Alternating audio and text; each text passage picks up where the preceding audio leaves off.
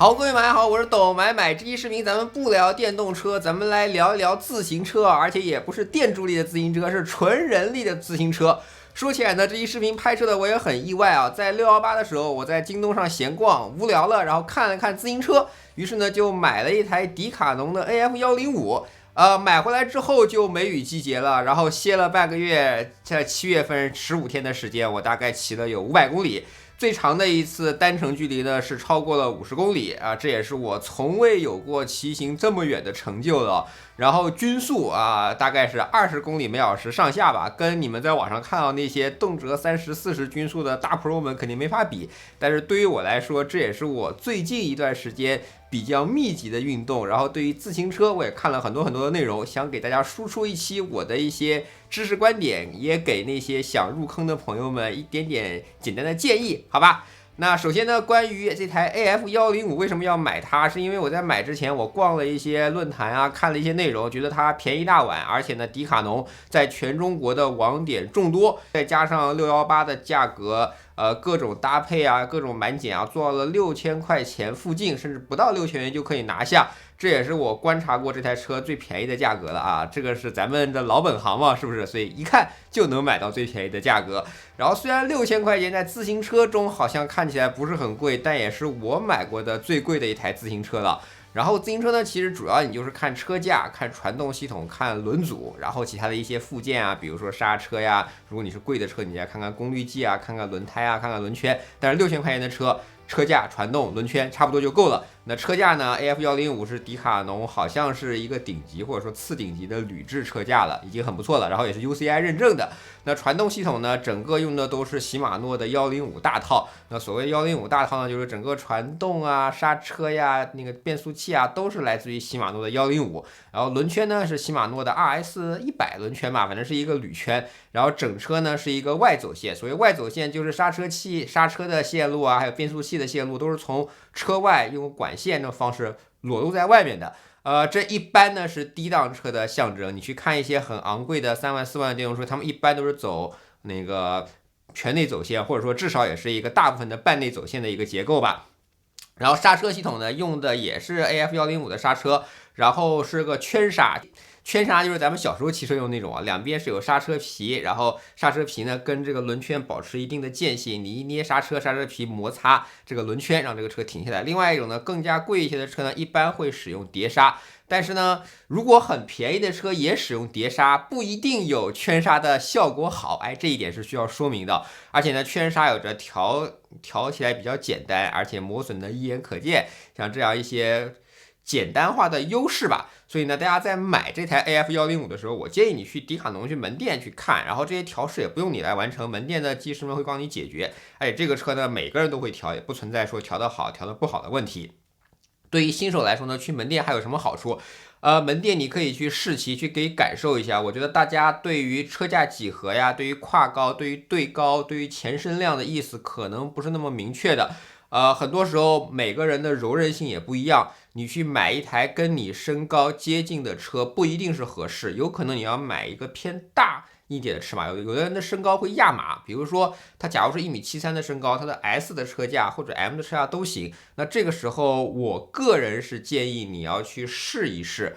你也别去管这个 S 跟 M 它们的堆高、它们的前身量的差别意味着什么了，好吧？反正你去试一试，并且让店员尽量帮你调一下座椅，以你当前的柔韧程度来看，你的车的坐姿到底如何，会不会让你感觉到腰酸，会不会让你感觉大量的重量在手上？我觉得与其去做 fitting， 对于新手来说非常简单的一点就是你至少坐起来，你骑起来要是舒服的，好吗？然后我还要跟大家说一点的是，刚刚我说了堆高，说了前身量这个词，你拿堆高去除以前身，会得到一个数值是 STR，很多人会去看 STR 数值，并且认为 STR 数值只要在什么范围内，这个车就是舒适，这其实是不对的。STR 是两个数字的比值，它是一个结果，结果只展现结果，不能因此去倒推它的原因。而且很多车型它的 XS 号到 L 号，随着车架的向上变大，它的整体的 STR 值会发生一些变化的，所以你很难只从一个 STR 去看这台车架到底是舒适的还是激进的，这样是不对的。所以我觉得反正是买 AF105这样的车嘛，还是去试一试，身体能最快的告诉你这个车架适不适合你，好吗？然后买完了车之后，开始你的骑行之前，还是有一些东西要买的。这里面呢，我分为一些必买的，以及可以买可不买的一些东西，好吧？首先必买的呢是头盔，头盔对于我个人来说，我觉得你只要去买一个 MIPS 认证的，它里面有一个黄色的那一块，能让你的头发生碰撞之后扭转的更小的那套东西就可以了。而且呢，咱们是亚洲人嘛，又是像我这样脑袋比较大的，你一定要去试戴一下头盔啊。所以我当时就在迪卡侬直接买了一个，迪卡侬最贵的 RCR 头盔也才599块钱，我觉得是合理的啊。那都已经是车队级用的头盔了，才599，是吧？然后你可能如果你需要夜骑的话，你需要一个车尾灯，这个呢京东京造就可以买，我就随便买了一个20-30块钱吧。如果你要骑夜路的话，还需要个车前灯。哎，这个车前灯最好不要用手电筒代替，因为手电筒它的天生的设计，它不会去消除你的视线以上那一部分的光线，会导致你照射的时候会照到把对方闪瞎，相当于你汽车开了个远光灯吧。所以我建议你还是去买正常的车前灯。正常的车前灯的灯组结构设计会把灯光上面的部分削掉，只照亮你前面那个路面，还是有点意思的啊。然后水杯架啊，水杯架这个可太重要了，就是你骑自行车的时候是需要喝水的。然后迪卡侬反正也有卖，淘宝呀、拼多多啊，他们都有。有的人喜欢一个什么极致减重，去买个碳纤维的，也没有很贵，反正这个就丰俭由人吧。然后打气筒，打气筒这个还蛮重要的，因为公路车的胎压普遍比较高啊，像我这台车，我经常打的是100 PSI，所以基本上每天都会掉15 PSI 左右，反正一天不打就从100掉到85了。所以有一个电动打气筒，这个就买米家的相关产业链生产的吧。然后我个人还觉得比较需要买的是一个骑行裤啊，对，因为你长时间长距离的骑车，有可能会让你的屁股痛，所以骑行裤它是有，对吧？缓震的，所以让你的屁股没有那么不痛，甚至说我个人骑下来之后，我穿上骑行裤之后，我感觉我就没痛过，也许50公里真的太短了。骑行裤非常容易，淘宝上各种各样都有，你去买一个双箭头的，你去迪卡侬买也很便宜。然后骑行服，骑行服其实这事儿丰俭由人，如果你买一个棉质的衣服，它比较容易吸汗。但是它可能散热的速度不够快，然后骑行服呢一般都会使用那些速干面料，所以长距离骑行，就是像夏天骑车，这个出汗量是很大的，所以骑行服的作用也就在于此。然后另外呢，就是车上一般没有骑行包，你可能手机啊什么没地方放，然后骑行服呢一般会带有一个放拉链的口袋，可以帮你放一下你的手机什么的，所以骑行服主要是这个作用。然后再有呢，就是骑行手套，这个很便宜啊，就是便宜跟贵的区别，无非就是手掌部分它那部分的硅胶的厚薄，迪卡侬买就可以了，京东京造也买也就行了。骑公路车我还是觉得手套是必要的，因为过滤震动还是挺重要的，好吧？接下来就是一些可买可不买的东西的码表。那码表呢，这个行业中最贵的，也可能是做的最好的吧，是佳明。然后它有各种各样的型号，什么1050什么之类的，大家丰俭由人吧。那便宜的话，像我只买了一个 IGPS， 一个国产品牌做的 IGPS Sport， 我买的它是 BSC 100S， 我没有买它最便宜的那个表，我买的是比最便宜往上多一个 S， 叫 BSC 100S， 区别是 100S 它可以支持踏频器。然后踏频这个作用还是挺重要，以前我也不懂啊，我是看了一些视频才知道，就是你蹬踏的节奏，你要尽量保持你蹬踏的节奏在85到95左右这样的一个区间内，同时保持你的车速不要特别慢，再同时还要保持你的心率不要特别高。你看踏频、车速以及心率，这是一个三角形，它构成了你整个骑自行车训练的结果。如果你的踏频保持住了稳定，同时你的车速没有很慢，你的心率又没有很高，哎，这个你就算是练出来了，而且你日常的静息心率也会逐渐去降低的。然后心率这个东西呢，我是苹果党，我常年使用 Apple Watch。如果你买了一些码表的话，他们有一些周边的设备，一般是基于 ANT 结构的一个心率带，反正心率带一定是准确的，但是戴在身上，有的人会觉得有点怪。所以反正我骑的也不多，我就 Apple Watch 来替代了，好吧？这一部分呢，就是说了整个自行车以及它周边必须要买的，以及可买可不买的一些东西，我也跟你说了一些原因，应该能对你有些帮助吧。然后第4部分呢，我想说一个词叫做上锁以及 fitting。首先来说锁踏吧，就是上锁是什么意思啊？就是车的脚踏一般不都是平踏嘛，就正常踏。然后呢，有一些同学在骑车的过程中会愿意使用锁踏加锁鞋，把自己跟踏板连接起来。连接起来之后呢，这样的蹬踏效率会更高。那缺点呢，就是在紧急情况下，因为你跟车是连在一起的，有可能会造成一些额外的风险。当然我们去看那些大环赛，那所有的选手都会上锁踏的，因为他们追求蹬踏效率。但是我们日常在骑车的时候，比如城市骑车的时候，电瓶车还是很多的，突然紧急的急停还是挺多的，这中间需要你在出现意外情况的时候，及时的跟车辆解锁。如果你解锁的话，就会产生一种东西叫做零速摔。什么意思呢？就是车已经到零的这个速度了，这时候你应该把脚拿下来了，结果你忘了那个解锁，这个时候你不脚在车上，嘿嘿，那这时候你不就跟车一起倒了吗？这就叫零速摔。零速摔呢，一般不会产生什么重大的伤害，可能更大的伤害是对你的车架来的。一般人零速摔之后都会爬起来赶紧看看车有没有摔坏，对，但是零速摔就是摔起来可能会磨破皮啊什么的，总之呢这是一个风险。另外呢就是在事故过程中，如果你可能没有及时解锁的话，产生一些额外的风险。然后锁踏，那我作为一个入门选手，我还是使用禧玛诺的。我搜索了一下，就禧玛诺的入门级锁踏在可能会有一些假货或者是一些翻新品出现，所以呢我直接就去海淘了，我就去日本亚马逊买了。日本亚马逊上我想我既然都海淘呢，我肯定买个顶级的，所以我就买了个 PD-DA9100，然后日本亚马逊大概价格在1000块钱左右，但是你把它直邮回来会收20%左右的那个行邮税，然后这样的话就是1200块的样子了。好处呢是这个毕竟是日本亚马逊发货嘛，应该是正品。那缺点呢就是跟闲鱼上那些卖的价格也差不多了，反正到底要怎么选你自己去看吧。然后 DA9100是一个顶级锁踏啊，就是放在AF105上可能会有一些，就什么呢？吕布骑狗这样的感觉吧，大概就是这样的一个意思啊。但是呢，锁踏这个东西在不同的车上你可以去更换的，所以我也觉得没啥，我就把它买回来了。然后锁踏呢会标配一个锁片，DA9100呢标配的是蓝色的2度的锁片，然后你也可以在淘宝上去买到那种黄色的8度的锁片。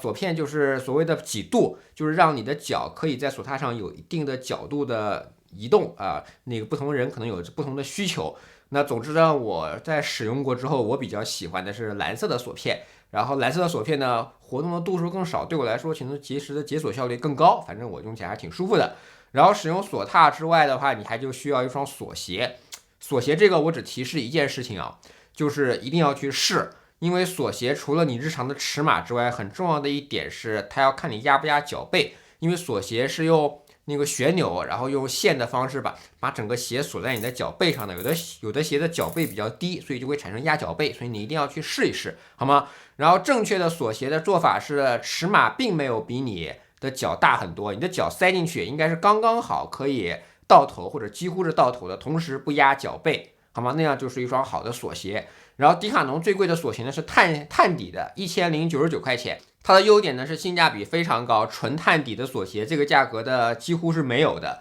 那缺点呢就是它的鞋楦的宽度不是很宽啊，然后同时可能有一些高脚背的人会压脚背，所以你一定要去试。然后我自己呢还买了另外一个品牌的锁鞋，因为我的脚其实是比较宽的。那个我日常穿运动鞋的时候，我都穿 W 或者是2E，对，我知道有的人的脚可能要穿4E 尺码的宽的鞋，所以你一定要去试一试，去试一些那些亚洲版那些宽版的锁鞋。然后我试过另外一双宽版的锁鞋之后，所以整个感受是比迪卡侬那个要好的。锁鞋是有试错成本的，明白吧？所以锁鞋这个方面一定要去试。然后你都到上锁鞋这个地步了，我个人觉得可以考虑去做一个fitting啊，fitting所谓就也叫飞挺，对吧？其实呢，它是会根据你的身材、你的胯高、你的身体的柔韧性、你的日常的锻炼，甚至你的左右腿的长度，帮助你去调整你的车，或者说给你一个数据，告诉你你该适合什么样尺寸的车。对于好的飞行来说，可能一整套的过程下来要3-4个小时，对吧？那在上海这样的大城市，相对来说做起来比较容易，在一些小城市相对来说会困难。同时，飞行是一个高度依赖人而不是设备的这么一个东西，所以你是需要好的 fitter， 就是你需要一个好的人帮你去做的。我只能说第一台车，如果你在没有很贵的情况下，正确的姿势会让你的车骑起来不会觉得哪里酸痛。如果你觉得哪里酸痛且没有改善的话，我还是建议你去做一个 fitting。然后如果真的没有这个条件，大家可以去看一些视频。我推荐大家去看3个人啊，第一个呢是舒米，你看他的视频呢可能需要一些技术，不过 B 站也有一些搬运。第二个呢就是开源啊，开源老师王开源老师的视频非常好，他自己也是一个非常棒的飞特，你想去约他的飞艇的话，可能都要排很久的队伍啊。然后开源老师有个开源讲堂，这个号很好，可以帮助新手快速的了解一些知识。最后呢，就是一位大哥叫自行车新手村 NPC，大哥的拍摄可能技巧上差一些，但是知识是足够的。我觉得只要看这3个人，就一切都够了，能够帮助你快速的入门自行车了。自行车其实是一个还算是比较复杂的，不管是本身的技术还是周边的那一整套，都了解一遍，其实蛮有意思的。而且在这过程中，你可以逐渐感受到升级。我在最近这1个月里的喜欢上骑车，其实我也不去跟任何人组队啊，我经常都是晚上，因为夏天太热了，都是晚上天黑了之后开始出去骑。就是骑车可以带来一些开车没有的自由，很多地方你开车是到达不了的。像我这种喜欢拍飞机、喜欢看飞机的人，我真的是可以骑车骑到一些非常好的点位，而且只要你一动起来就有风。这种自由，这种通过的快乐，这个其实很多时候是开车给不了你的。哪怕32摄氏度的均温，我都愿意每天去发车去发一下。然后我也不觉得 AF105有什么特别需要升级的地方，有的人会问我说什么升个碳轮啊，把链条改一改，我觉得都是小打小闹。我个人来说觉得，如果你喜欢追求这样一点点提升的乐趣，可以去试一试。目前我的水平应该是没有到要换车的时候啊，但是其实我也不会排斥更贵的车嘛。比如我去迪卡侬门店的时候，我其实看到迪卡侬的顶级公路车 RCR， 我觉得很好呀，很棒啊，只不过买不着，对吧？没有我要的尺码。然后 RCR 的车呢，它是一个破风偏综合的一个车架吧，在财力没问题的情况下，我建议你也要去试试啊。它的几何是比较激进的，你要往下低趴的角度是更深的，可能对吧？有一些人像我这样伸展不够好的，就会觉得可能会更累。那买车的前提不能让自己变得更累吧？那你也可以考虑一些综合架，对吧？比如说闪电的鲁贝 SL8，它的前管呢是有避震的，而且呢它的车的对人的前身量相对比较少，你也不需要弯特别大的腰，还可以放32C 的轮胎，就俗称养老车。我觉得这也是很好。就是自行车首先是一个让自己快乐的事情，让自己骑起来快乐，而不是去比拼装备，好吗？我看到很多小红书也好，一些视频也罢，大家的车是越买越贵了。那骑的如果能骑得很多，如果是自己的技术到那也罢了。但是如果车越买越贵，然后也没有骑很多，然后为了一个看起来 pro 的姿势，把自己的车落差搞得特别大，我觉得其实是失去了这个运动的本质，好吧？也会让人觉得得不偿失。好了，以上呢就是懂买买关于我就买了一台自行车，做了一期简单的我自己掌握的知识的一些分享，希望你能喜欢。如果对我视频感兴趣，不要忘记评论中订阅懂买买，买买在头条、B 站、微博、YouTube 都有自己的账号。我们下期再见，拜拜。